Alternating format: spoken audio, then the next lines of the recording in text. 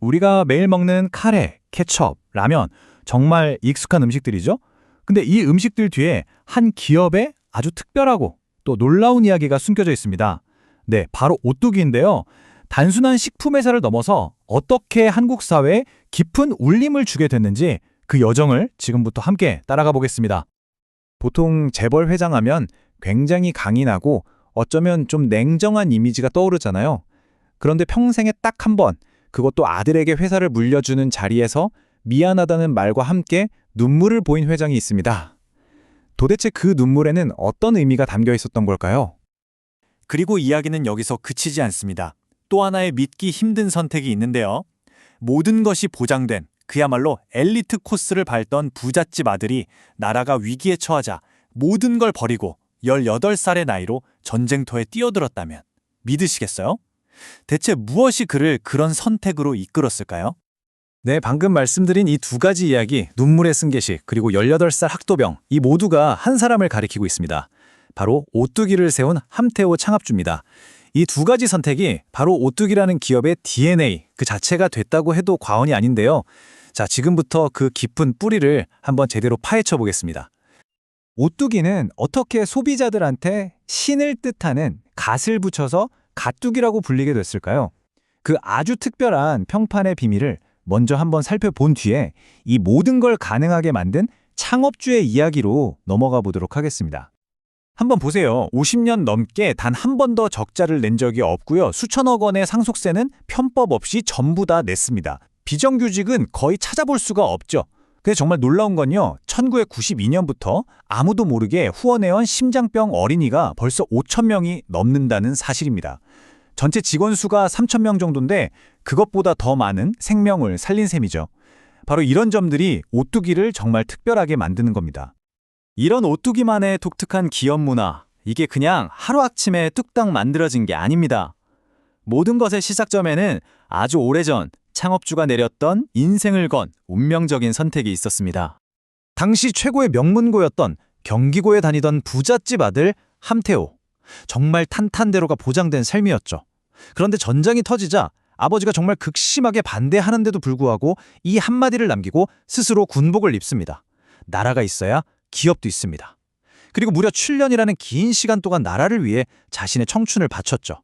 이게 바로 원칙을 위해서 가장 어려운 길을 택하는 그의 첫 번째 선택이었습니다. 자, 군에서 제대한 그의 앞에는 정말 선명하게 다른 두 갈래 길이 놓여 있었습니다.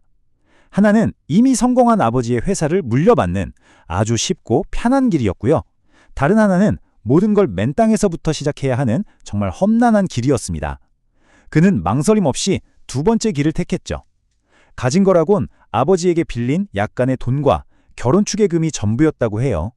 심지어 아버지께 빌린 그 돈마저 나중에 이자까지 꼼꼼하게 쳐서 모두 갚았다고 하니까 그의 성격을 짐작할 수 있겠죠?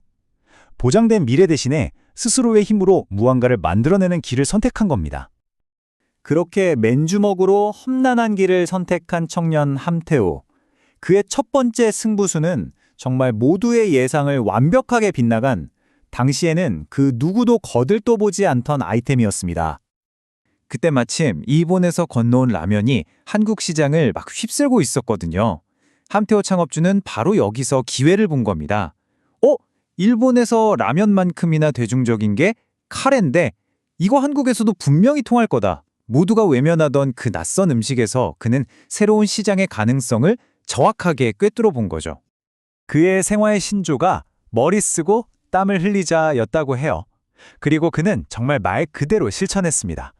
창업주가 직접 카레 상자를 들고 버스를 타고 다니면서 동네 구멍가게부터 백화점까지 일일이 발로 뛰면서 영업을 했죠. 거기에다가 과감하게 TV 광고에 투자하고 전국적으로 시식 행사를 열면서 낯설기만 했던 카레와 수프를 우리 국민들의 식탁 위로 올리는데 성공합니다. 카레가 서서히 국민 음식이 되자 오뚜기의 시선은 이제 다음 목표로 향했습니다.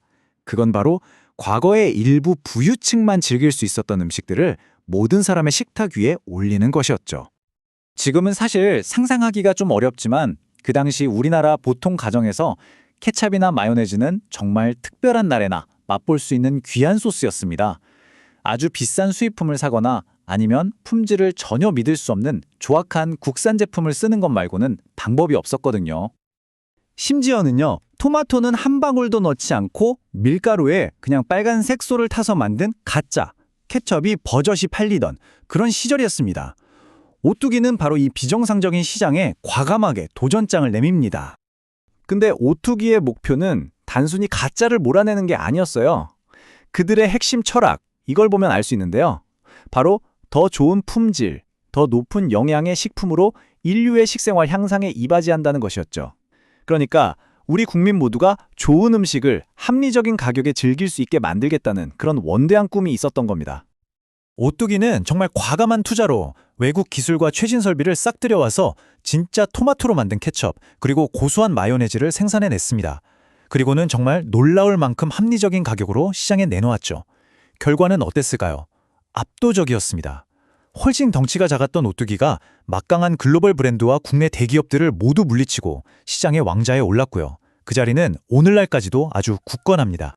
카레와 케첩으로 시장을 평정한 오뚜기.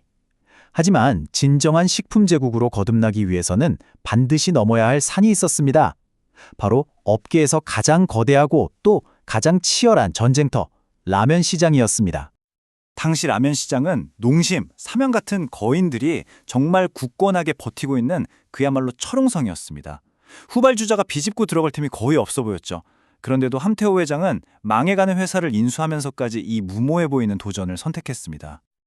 그리고 그 무모해 보였던 도박은 한국 식품 산업 역사의 길이 남을 대성공으로 이어집니다.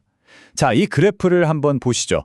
오뚜기가 진출하기 전 4천억 원에 불과했던 라면 시장이 불과 몇 년 만에 2조 원 규모로 폭발적으로 성장합니다. 오뚜기는 진라면이라는 메가 히트작으로 시장에 안착했을 뿐만 아니라 시장 전체의 판을 키우는 매기 역할을 제대로 해낸 것이죠. 카레, 케첩, 그리고 라면 전쟁에서의 승리까지 이 모든 성공 신화의 중심에는 결국 창업주의 그 흔들리지 않는 원칙과 철학이 있었습니다. 그리고 그 위대한 정신은 창업주가 세상을 떠난 지금도 오뚜기 안에 생생하게 살아 숨쉬고 있습니다. 2016년 함태호 창업주는 세상을 떠나기 직전에 아들인 함영준 회장에게 이 말을 남기면서 평생 처음이자 마지막으로 눈물을 보였다고 합니다. 미안하다. 나는 내가 좋아서 이 일을 시작했지만 네가 좋은지 싫은지 물어보지도 않고 이 무거운 짐을 지게 했구나. 여러분, 한번 생각해 보세요. 평생을 바쳐 일군 기업을 물려주면서 수고했다나 잘해봐라가 아니라 미안하다고 말하는 총수. 그의 이 겸손하고 인간적인 모습에서 우리는 진정한 리더십이란 무엇인지 다시금 생각하게 됩니다. 창업주의 이런 책임감은 단순히 회사를 넘어서 사회 전체로 향했습니다. 무려 30년 가까이 단 한 번도 이걸 외부에 대대적으로 알리지 않고 조용히 5천 명이 넘는 심장병 어린이들에게 새 생명을 찾아주었습니다. 기업의 이익은 사회로부터 온 것이니까 그 이익을 나누는 건 당연한 의무라고 생각했던 거죠. 회사 이름 오뚜기는 아시다시피 넘어져도 반드시 다시 일어서는 우리의 전통 장난감에서 따왔습니다. 이게 바로 창업주의 불굴의 정신, 그리고 회사의 끈질긴 생명력을 완벽하게 상징하는 것 같아요. 이 이야기는 우리에게 마지막 질문을 던집니다. 과연 요즘 같은 시대에 오뚜기 같은 기업이 또 나올 수 있을까요? 그리고 지금의 오뚜기는 앞으로도 그 위대한 창업 정신을 계속해서 지켜나갈 수 있을까요? 여러분의 생각은 어떠신가요?